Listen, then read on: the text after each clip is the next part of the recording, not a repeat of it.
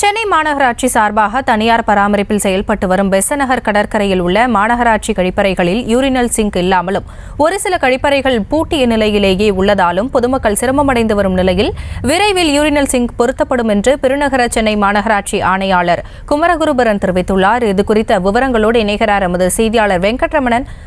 விவரங்களை வழங்கலாம். வணக்கம். பெருநகர சென்னை மாநகராட்சியின் கீழ் வரக்கூடிய பெசன்ட் நகர் கழிப்பறையில் 2 கழிப்பறைகள் இருக்கிறது. பெசன்ட் நகர் பகுதியில் இந்த 2 கழிப்பறைகளுமே யூரினல் சிங்க் என்பது இல்லாமல் இருக்கிறது.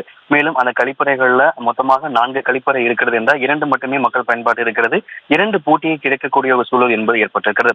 மண்டலம் 13 வார்டு 174 கீழ் வரக்கூடிய இந்த பெசன்ட் நகர கடற்கரையில் இருக்கக்கூடிய கழிப்பறைகள்ல யூரினல் சிங்க் இல்லாமல் இருக்கிறது. குறிப்பாக பெசன்ட் நகர கடற்கரையில மாற்றுத்திறனாளிகளுக்கான நடைபாதை என்பது புதிதாக அமைக்கப்பட்டிருக்கிறது.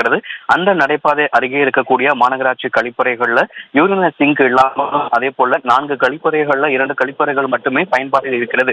மேலும் ஒரு சில சமயம் இந்த கழிப்பறைகள் பூட்டிய நிலையில் இருக்கிறது.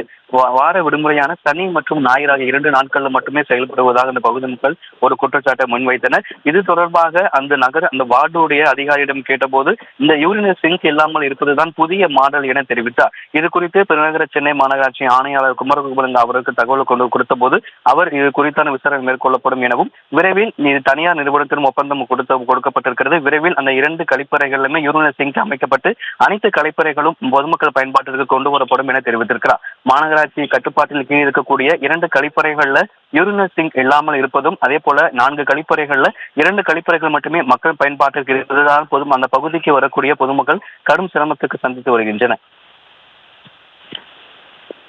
விவரங்களுக்கு நன்றி வெங்கட்ரமணன்.